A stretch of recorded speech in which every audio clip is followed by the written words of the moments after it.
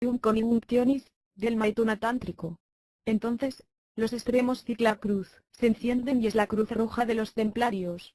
Empieza a girar vertiginosamente y se transforma en svástica, destrógira, la del regreso, círculo de luz que no es solar, sino luz increada, luz de Venus, luz del polo, de la más lejana medianoche. La svástica, así, no es el símbolo del sol actual, sino del polo, del movimiento inmóvil, de la energía en reposo, el motor inmóvil, de Aristóteles, Bob, que es como el Purusa, de la filosofía Samkhya. Vedanta, Samkhya y Yoga de Patanjali, y los sistemas filosóficos hindúes son 6. Sin embargo, puede hablarse de dos como esenciales, el Samkhya, o dualismo absoluto, del que deriva el sistema clásico de la Yoga de Patanjali y el sistema de la Vedanta Advaita, o monismo absoluto, desarrollado hasta sus últimas consecuencias por Sankaracharya, 600 años después de comenzada la era cristiana en Occidente, más o menos simultáneamente con el desarrollo del sistema de la Yoga Tantra, tal como hoy se conoce. Para la Vedanta toda la creación es maya, tomada en sentido de ilusión, sin existencia real. Solo lo absoluto existe, solo el Atman.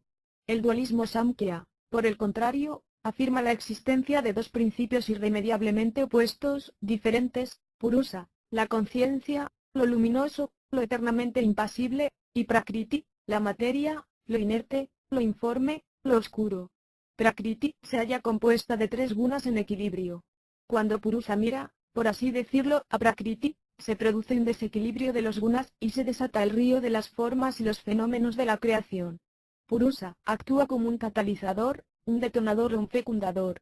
Es importante imaginar que la fecundación, de Prakriti, su desequilibrio, se produce por la mirada, y recordar la importancia que los trovadores daban a la mirada, en su iniciación de amor.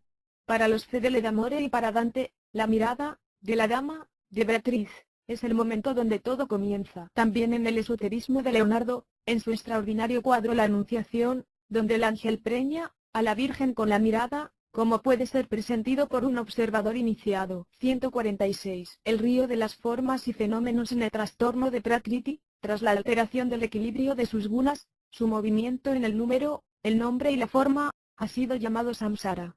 La Samkhya admite una caída, correspondiendo a la vidya, ignorancia, oscurimiento, es decir, identificación.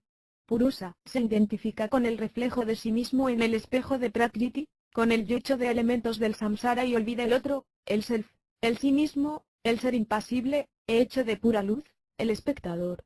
Arrastrado y contaminado por la corriente de los gunas, desconoce lo sagrado en sí, el augusto, el creador inmóvil que él mismo es, y se transforma en prisionero de yo soy eso es mío, aun cuando en su substancia, dicen los Samkhyas, él se mantiene tan puro e intocado como una gota de agua sobre la superficie lisa de una hoja de loto. Al parecer, hay muchos purusas, todos absolutos y separados en definitiva los unos de los otros, completos en sí. La caída, ilusión, u obsesión de avidya, se aplica aquí en nuestro planeta también al ser viviente, al hombre vivan. La yoga de Patanjali viene en su ayuda, indicándole el camino para el desapego de su conciencia luminosa, del self, es decir, para retornar a su centro, neutralizando las modificaciones y movimientos ilusorios, llamados vritti, oleajes, que el yo considera como suyos, como propios, pero que pertenecen a Prakriti y al desequilibrio de sus gunas. Así se alcanza mukti, la liberación. El hombre es ahora un jivan mukti, un liberado. Purusa retorna al kaivalya, a la profunda separación y diferenciación, por oposición al samadhi, o fusión en el Atman vedantino. Como se puede ver, la metafísica especulativa, Samkhya ofrece una explicación teosmológica dualista, como dualista es la explicación gnóstica, maniquea, cátara y templaria del universo. Introduce la diada Purusa Prakriti, espíritu-materia, para simplificar, en el lenguaje proximista de los tiempos, dos principios que se unen sin unirse, en millones de formas y maneras, una vez que ha sido roto.